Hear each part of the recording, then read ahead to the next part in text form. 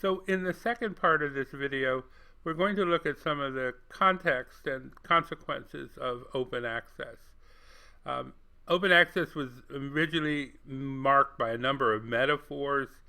Perhaps the most well known is Richard Stallman, who was a computer programmer, said free as in free speech, not as in free beer, meaning that people could control what their open access was. It wasn't simply anything goes, but that it was a way of expressing yourself and extending your control over the information beyond that of traditional publishers. A second metaphor I've always liked is Eric Raymond's The Cathedral and the Bazaar. The cathedral refers to an ability to control who enters and exits a space, and a bazaar is, of course, where there's very little control. And open access, as we'll discuss later, provides very little control over what goes on. Some of the earliest uses of open access was in Linux computer language, where the code was open source. People could still make money. A famous company called Red Hat became wealthy, was eventually bought out by IBM. And what they did is they took Linux code and then they could able to, say, create and explain ways of using it, and they could charge for that.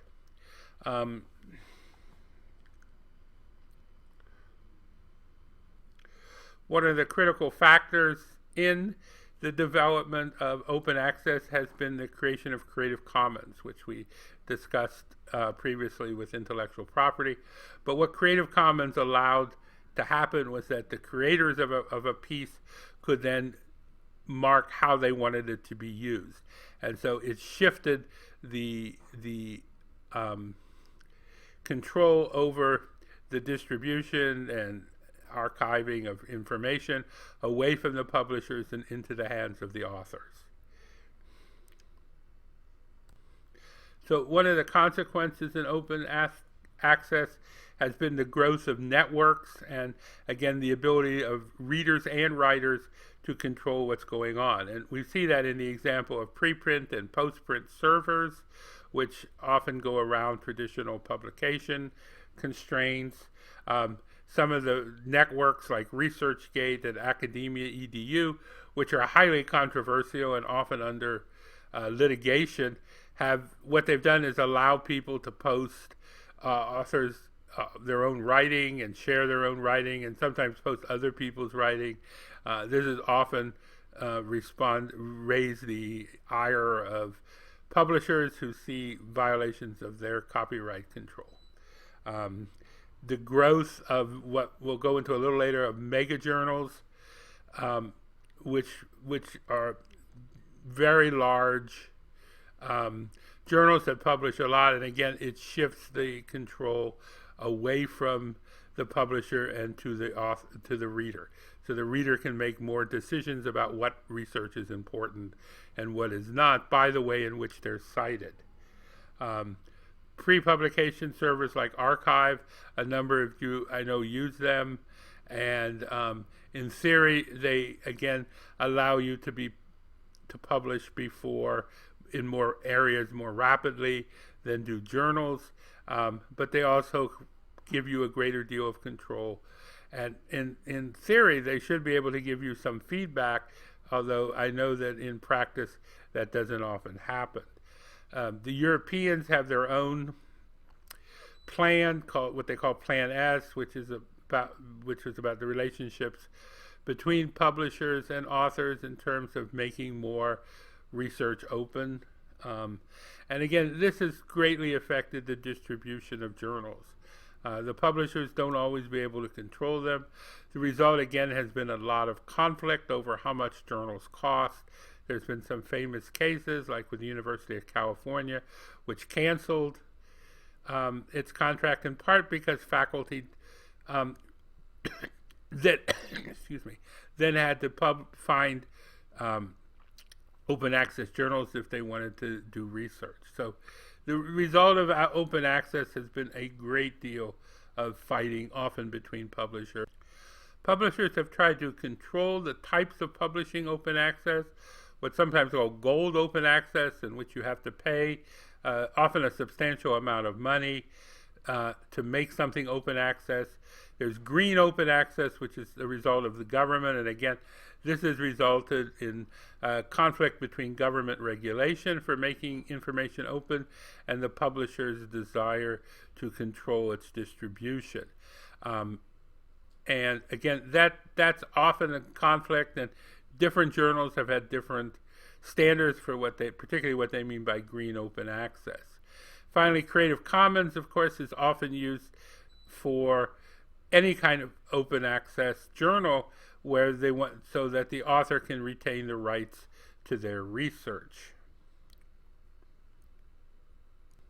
The result is often that journals, for example, in my field, they limit how much is published, they have traditional peer review, but when it comes to publication, they use Creative Commons as a way of giving more control back to the author.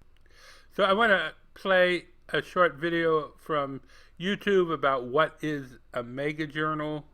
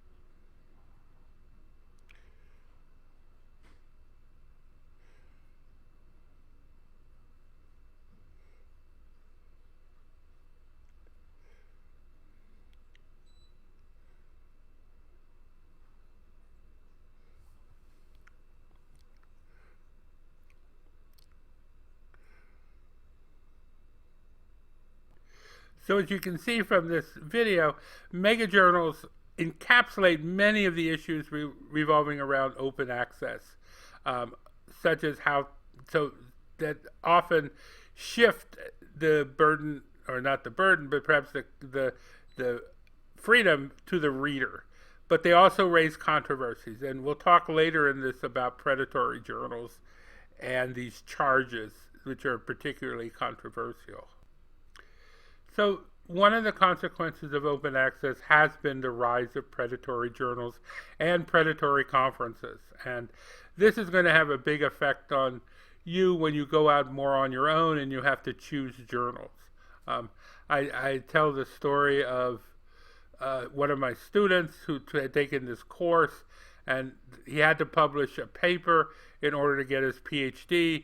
The paper wasn't that good, but he contacted me and said he had found a journal that charged him $400. Now, in some fields, $400 is a little bit. In my field, $400 is a lot. So I felt, oh, this was a really bad thing, and that he shouldn't do it. And the next day, I was teaching this course, and I asked the students, how many of you would pay $400 to get a PhD? And everyone raised their hand. So it's a complicated and difficult issue. It's going to affect how your publication is viewed later in your career. So one of the things we talked about at the beginning is that one of the reasons you're publishing is to help you find a job or help you get tenure later.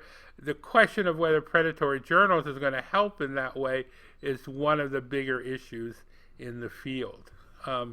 There are a number of factors, some of which we'll look at later, in terms of determining whether a journal is considered predatory. One is, who are the editors and the editorial board of the journal, and actually even the title of the journal could be controversial. The second factor is the cost of publishing and how transparent that cost is. Sometimes it could be very difficult to find out what the cost is. The third is the scope of the journal and peer reviewing. This, of course, is where in the video he raised this question of whether mega journals have a very broad scope, and that's why they're often compared to predatory journals. But at a time when journals are becoming more specific, the predatory journals are often very broad because, of course, their primary goal is to make money, and that also may impact the quality of the peer reviewing.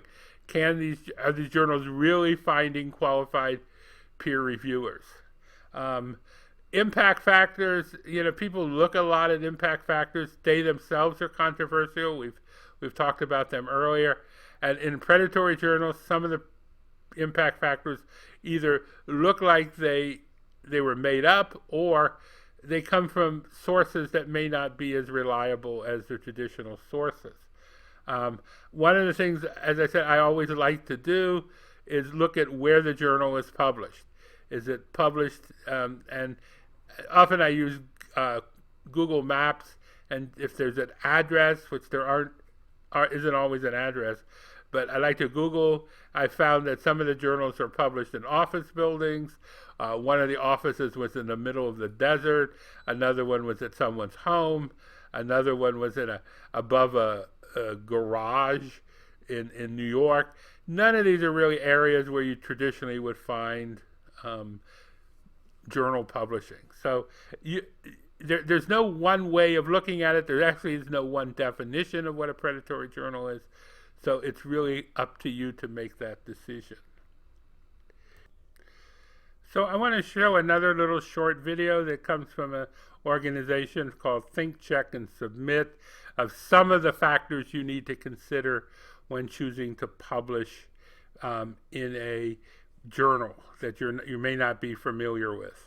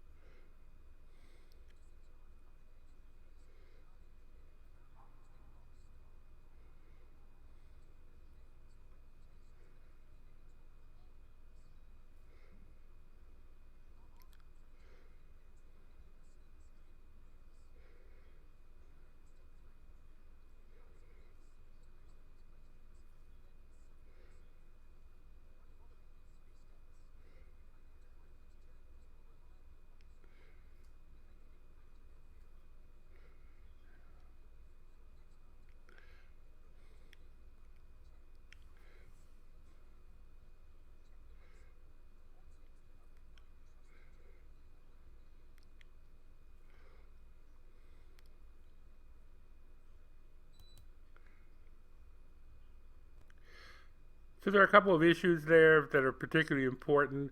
One is, are they publishing the kinds of articles that you read? So one of the ways, as we've talked about before, of finding a journal is to look at where the articles that you're reading, where are they published. The question of fees is, of course, very controversial. We'll talk a little bit more later about this issue of editors and editorial boards, where the location of the publication is. And so all of these are areas that generally that you need to take more responsibility as writers for than maybe you've had in the past, where your advisor or sponsor may have chosen the journal for you to publish it. We'll talk in more detail about conferences in another discussion, but just to note, there are also predatory conferences, and again, you have to evaluate them. What are the costs of the conference? Are they exorbitant? Or how do they compare to the cost of conferences you may already go to?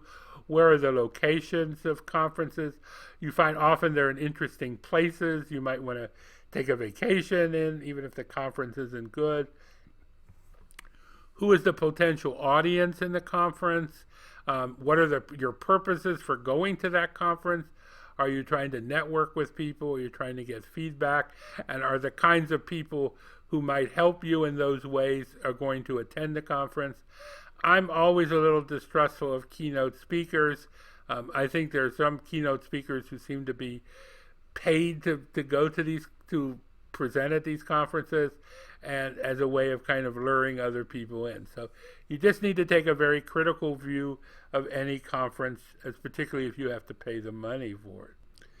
So finally, I want to look at some of the examples of correspondence I received that will give you some indication of the kinds of issues that have been raised with predatory journals. In the first example, it addresses, "Dear colleague, we have reviewed your research or manuscripts which are accessible on the journal. We are so indulged to invite you to submit any of your other works to our journal." And again, this has become a more typical kind of address. Like, I'm a friend of theirs, and they have read my research, so doesn't make it sound like they've sort of randomly found me, although they may have. And we are indulged to invite you. I'm not sure. The English there is a little odd, so you wonder who exactly sent this email. And of course, you never know. We would like to inform you that our esteemed journal, it's sort of as their journal of esteem, and I X'd out the name so that I don't want to make any accusations about particular journals, publishes original reviews on researches. Researches gives it away that it's not American English, in all fields of human and natural sciences. And this, of course, is the question of how broad these journals are. All fields of human and natural sciences is a little broad. I again, even though that was the question of a mega journal, it would be unlikely that they could get really qualified reviewers in every field that they're looking at. I'm not sure viticulture means. Plant sciences and fruit processing. Again, here it's odd. I'm totally not in the field. They read my research, but why are they inviting me to talk about plant processing or fruit processing and plant science?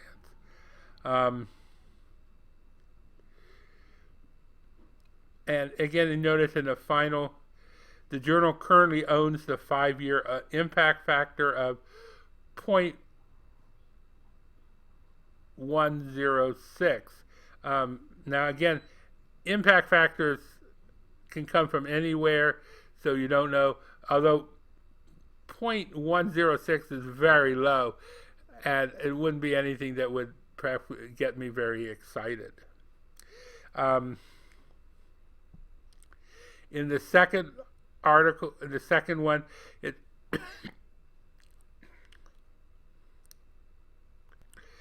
second one begins, "Dear Block Joel." Now, I don't know. I don't know where they would get Block Joel. Again, unless they come from a culture where you put they've reversed the name. So that's a bit suspect. And again, it begins out very friendly. Hope you are doing well. Of course, I can doing well. Can we have your article for successful release of Volume 1, Issue 2 in our journal? It's a humble request from our end. Again, there's a couple of, one of the things you look at is there are a couple of grammatical problems with that sentence. Acknowledge this email within 24 hours. Have a lovely day. I mean, I would never submit an article where the editor ask me to have a lovely day. So here the editors are very open about how they're going to pay for this. It says Crimson Publishers covers the cost of journal production, web hosting, CMS, database, online repository, archiving, peer review, editing, and open access publication, and modest publication fees borne by the author. So this reflects a shift, in terms of control from the author paying for it to the publisher paying for it. And because this is one of the more controversial areas of open access publishing. So it goes on, the functioning of the journal is supported by the funds received in the form of publication fee received from the authors. The charges meet our expenses of our employees' salaries, internet services, electricity, etc. The journals of the Crimson Publishers do not receive payments from subscription as they are available open access. A peer review edited and formatted manuscript is ready for publication. Made available open access and print enabled requires processing charges.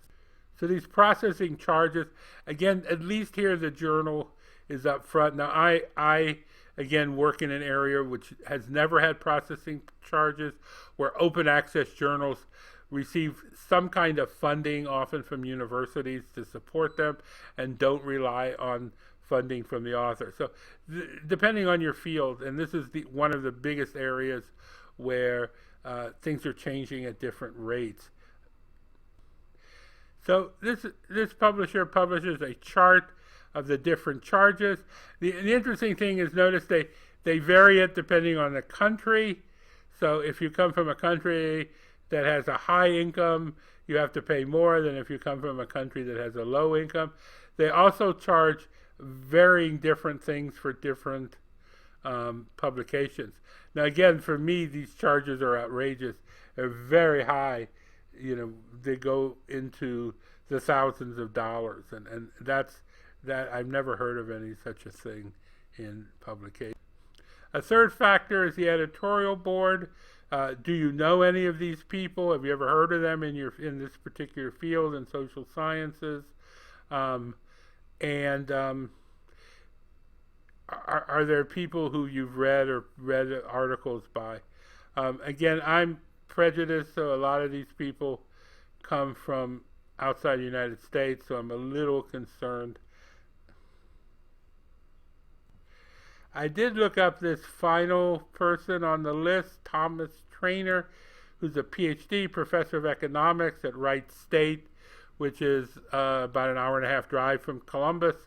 So when I went to his website, he denounced the journal. He said they had taken his name, and that's one of the controversies, where they take your name put it on the editorial board, and they don't tell you, and you find out, and you realize you didn't authorize your name. That could happen to the editor as well. In this case, I Googled the editor, J. Sabrina Mims Cox, and when I got to her website, she had this disclaimer, and has no affiliation with the International Journal of Humanities and Social Science. She is not the editor-in-chief of the journal, nor does she review any manuscripts that are submitted. So that's a very extreme case of predatory journals, where they simply take the name of the editor and don't even tell her she's the editor. So you don't know who the editor really is. And I find that very controversial.